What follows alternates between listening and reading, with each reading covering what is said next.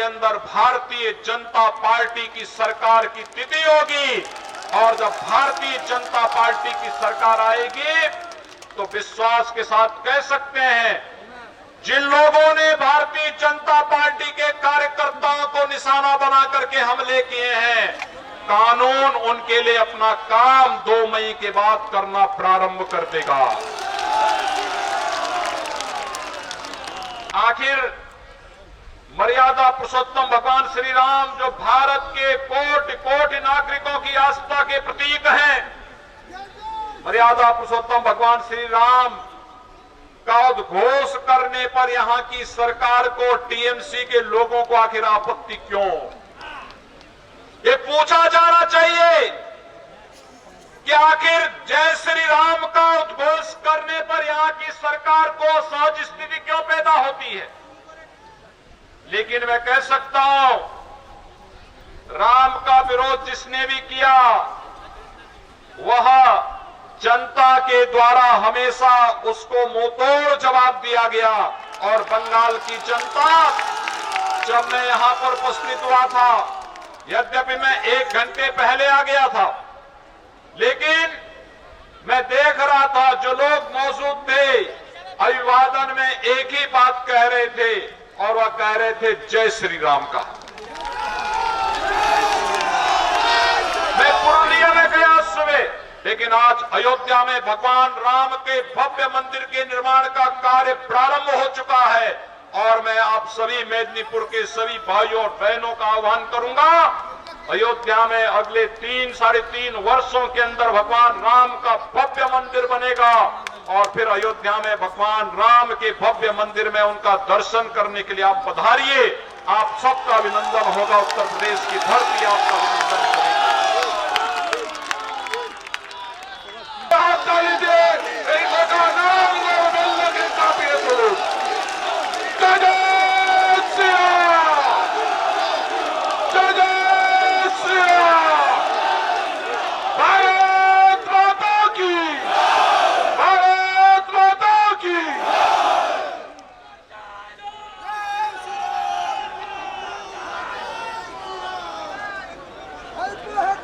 पश्चिमी मेदिनीपुर कि आज की इस विशाल जनसभा में उपस्थित भारतीय जनता पार्टी के जिला के अध्यक्ष श्रीमान सौमित्र तिवारी जी, भारतीय जनता पार्टी के लोकप्रिय प्रत्याशी श्रीमान राम प्रसाद गिरी जी, विधानसभा के संयोजक श्रीमान रामलाल जाना जी, मंडल अध्यक्ष सुभाषिष महापात्रा, राम अंजन दास, सत्यजीत देव, जिला सचिव विश्वनाथ दोलाई, जिला सचिव आशीर्वाद भौमिक, जिला उपाध्यक्ष अरूप दास,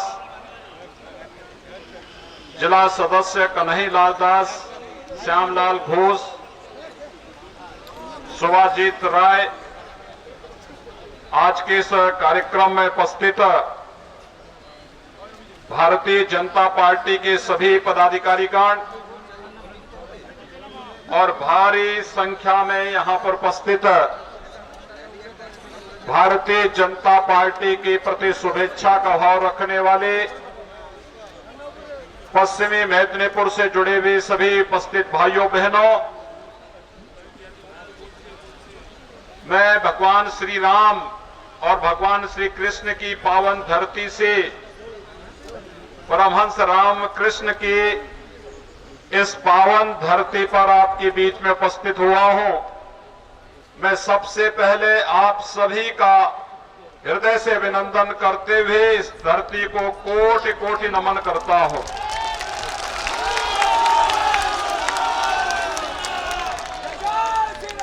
भाइयों बहनों,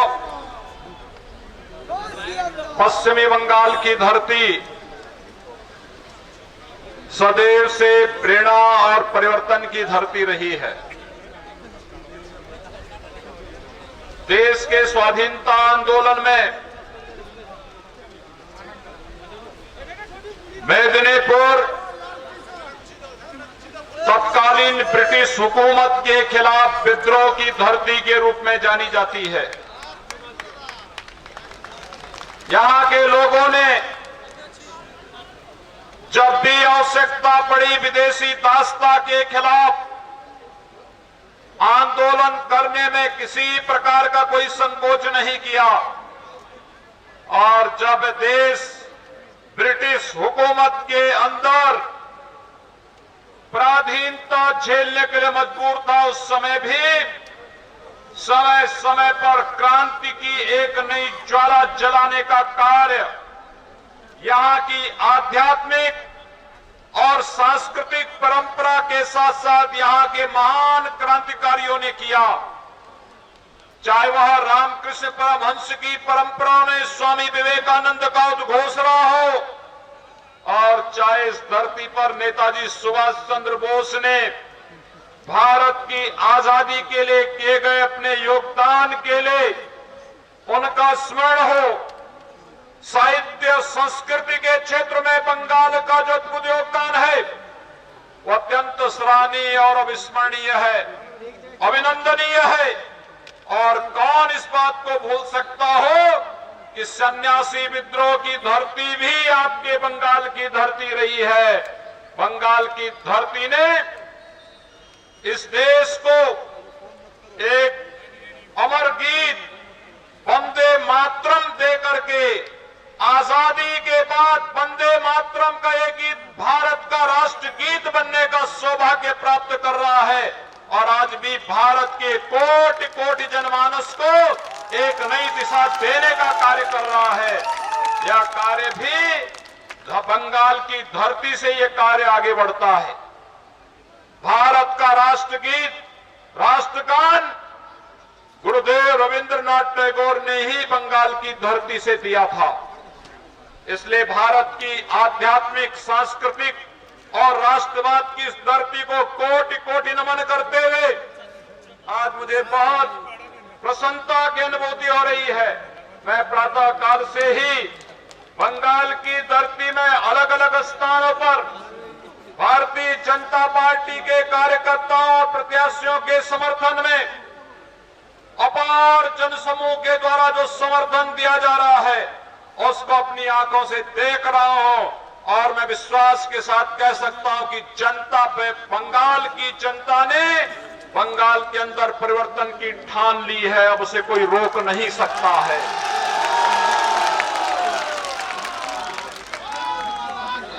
मुझे आश्चर्य होता है, बंगाल के अंदर बंगाल की टीएमसी सरकार ने बंगाल के जनता को धोखा दिया है।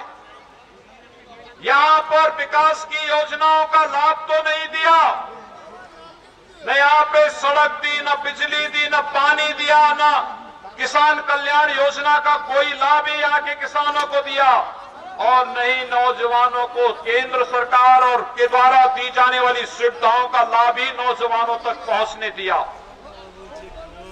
यानी ये सरकार विकास के प्रति रुचि नहीं दिखाती। ये सरकार बंगाल जैसे विकास के मार्ग पर चलने वाले, विकास परक सोच रखने वाले बंगाल के नौजवानों के साथ धोखा कर रही है। इंफ्रास्ट्रक्चर में भी बंगाल की टीएमसी की सरकार ने बंगाल को पीछे धकेलने का काम किया है। लेकिन भाइयों बहनों, मैं आज आपसे कहने के लिए आया हूं, लोक कल्याण के कार्यों को लागू कराने में भले ही टीएमसी की सरकार विफल रही हो, टीएमसी की सरकार इंफ्रास्ट्रक्चर को डेवलप करने में विफल रही है। टीएमसी की सरकार के समय में इस सरकार ने दो कार्यों के लिए बंगाल को बदनाम किया है, एक भ्रष्टाचार के कारण और दूसरा अराजकता के कारण। भाइयों बहनों, आज मैं आपसे कहना चाहता हूं, आखिर मर्यादा पुरुषोत्तम भगवान श्री राम जो भारत के कोटि कोटि नागरिकों की आस्था के प्रतीक हैं, मर्यादा पुरुषोत्तम भगवान श्री राम का उद्घोष करने पर यहां की सरकार को, टीएमसी के लोगों को आखिर आपत्ति क्यों? ये पूछा जाना चाहिए कि आखिर जय श्री राम का उद्घोष करने पर यहां की सरकार को सहज स्थिति क्यों पैदा होती है। लेकिन मैं कह सकता हूं, राम का विरोध जिसने भी किया वह जनता के द्वारा हमेशा उसको मुंहतोड़ जवाब दिया गया।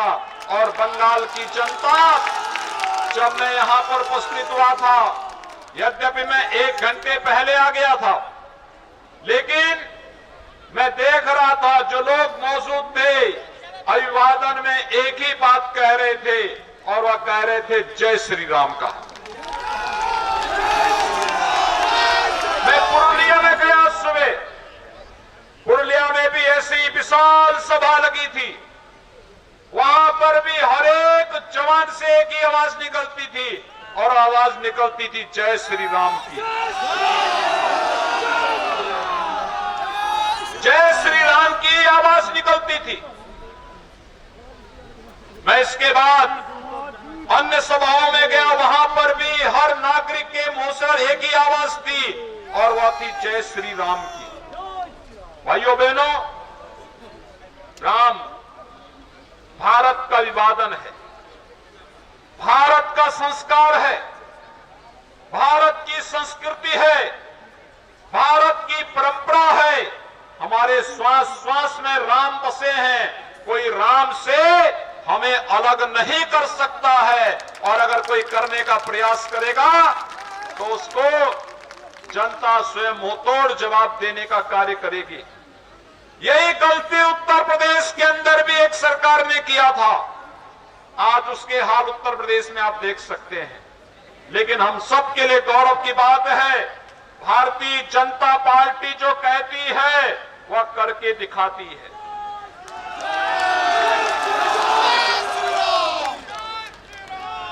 भारतीय जनता पार्टी जो कहती वह करके दिखाती है। आपने देखा होगा, कश्मीर में धारा 370 को हटाने की आवाज सबसे पहले इसी बंगाल की धरती से निकला था। बंगाल की धरती के लाल और भारतीय जनसंघ के संस्थापक अध्यक्ष डॉक्टर श्यामा प्रसाद मुखर्जी ने देश को नारा दिया था 1952 में, एक देश में 2 प्रधान, 2 निशान और 2 विधान नहीं चलेंगे, नहीं चलेंगे। ये बंगाल की ही धरती थी। डॉक्टर श्यामा प्रसाद मुखर्जी ने भारत की एकता और अखंडता के लिए अपना बलिदान दिया। कश्मीर की धरती पर देश को धारा 370 का जख्म देने का काम और ये पाप किया था कांग्रेस की सरकार ने, और उस पाप को पूरी तरह समाप्त करके आतंकवाद के इस एक नमूने को पूरी तरह समाप्त करने का कार्य किया है प्रधानमंत्री मोदी जी ने और गृह मंत्री अमित शाह जी ने। आज कश्मीर में धारा 370 समाप्त हुई। डॉक्टर श्यामा प्रसाद मुखर्जी के सपने को साकार करने का कार्य प्रधानमंत्री मोदी जी ने और गृह मंत्री अमित शाह जी ने किया है। और इसी प्रकार से भारतीय जनता पार्टी का ही नहीं बल्कि भारत का हर आस्थावान व्यक्ति एक ही नारा लगाता था, और वो नारा लगाता था कि रामलला हम आएंगे, मंदिर वहीं बनाएंगे। मंदिर बनाने के लिए अयोध्या में राम भक्तों का हुजूम उमड़ पड़ता था, और उस सपने को भी साकार किया है। परिश्रम करना पड़ा है, मेहनत करनी पड़ी है, लेकिन आज अयोध्या में भगवान राम के भव्य मंदिर के निर्माण का कार्य प्रारंभ हो चुका है। और मैं आप सभी मेदिनीपुर के सभी भाइयों और बहनों का आह्वान करूंगा, अयोध्या में अगले 3-3.5 वर्षों के अंदर भगवान राम का भव्य मंदिर बनेगा, और फिर अयोध्या में भगवान राम के भव्य मंदिर में उनका दर्शन करने के लिए आप पधारिए।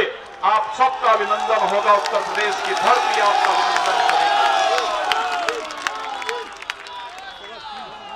मैं पूछना चाहता हूं, क्या अयोध्या में मंदिर के निर्माण का कार्य जिस युद्ध स्तर पर प्रारंभ हुआ है, ये कांग्रेस के रहते हुए हो सकता था क्या? और क्या टीएमसी के रहते हुए हो सकता है? तो फिर जब भारतीय जनता पार्टी सड़क भी देगी, बिजली भी देगी, पानी भी देगी, स्वास्थ्य की सुविधा भी देगी, किसानों को किसान सम्मान निधि भी दे रही है, हर प्रकार की सुविधा, गरीबों को खाद्यान्न उपलब्ध करवा रही है, तो सत्ता में रहने का अधिकार भारतीय जनता पार्टी को ही होना चाहिए ना। और यही तो मैं कहना के लिए आया हूं। आप देखिए, उत्तर प्रदेश में भारतीय जनता पार्टी की सरकार है पिछले 4 सालों से, और भाइयों बहनों, 4 वर्ष में हमने उत्तर प्रदेश में 40 लाख गरीबों को एक आवास प्रधानमंत्री आवास योजना के रूप में दिया है। ये काम बंगाल में भी हो सकता था। 1 करोड़ 38 लाख गरीब परिवारों को निःशुल्क विद्युत के कनेक्शन उपलब्ध करवाए हैं। 6 करोड़ गरीब लोगों को स्वास्थ्य बीमा का, आयुष्मान भारत का कार्ड उपलब्ध करवाने का कार्य किया है, और 2 करोड़ 42 लाख किसान परिवारों को प्रधानमंत्री किसान सम्मान निधि दी है, जिसमें 6,000 रुपए सालाना उन किसान परिवारों को स्वतः ही डीबीटी के माध्यम से इनका अकाउंट में पैसा आता है। यह काम बंगाल में भी हो सकता था। मेदिनीपुर और आसपास का क्षेत्र तो धान उत्पादन का केंद्र बिंदु है, लेकिन सरकार की, बंगाल की टीएमसी सरकार की कोई किसान समर्थक नीति न होने के कारण यहां का किसान जिस रूप में मुनाफा कमाना चाहिए था नहीं कमा पा रहा है, और वह निरंतर उसकी आर्थिक स्थिति खराब होती जा रही है। मैं आज आप सबका आह्वान करने के लिए आया हूं। भाइयों बहनों, मोदी जी ने देश के अंदर विकास की एक सोच दी। मोदी जी ने देश की सुरक्षा और संप्रभुता की रक्षा कैसे होनी चाहिए इसकी सोच दी। मोदी जी ने देश के अंदर इंफ्रास्ट्रक्चर डेवलपमेंट के माध्यम से रोजगार की संभावनाओं को कैसे बढ़ाना है, इसकी सोच मोदी जी ने देश को दी, और वैश्विक मंच पर भारत की प्रतिष्ठा बढ़ा करके भारत के 135 करोड़ नागरिकों का सम्मान वैश्विक मंच पर कैसे होना चाहिए, यह सोच भी भारत की जनता का वैश्विक मंच पर सम्मान देने का कार्य भी मोदी जी ने दिया है। और भाइयों बहनों, जब केंद्र और प्रदेश में एक विचारधारा की सरकार और एक पार्टी की सरकार होती है, तो उसका लाभ भी उसी प्रकार से प्राप्त होता है, और यह उसी प्रकार से प्राप्त होने की श्रृंखला में ही आपका आह्वान करने के लिए आया हूं। जैसे उत्तर प्रदेश डबल इंजन की सरकार की तरह काम कर रही है, उत्तर प्रदेश में भारतीय जनता पार्टी की सरकार और दिल्ली में भारतीय जनता पार्टी की सरकार दोनों मिलकर गांव के लिए, गरीब के लिए, किसान के लिए, नौजवान के लिए, महिलाओं के लिए कार्य कर रही हैं और विकास को तेजी के साथ आगे बढ़ाने का कार्य कर रही हैं। उसी प्रकार का कार्य बंगाल में हो सकता है, और इसीलिए हम सब आपके पास आए हैं।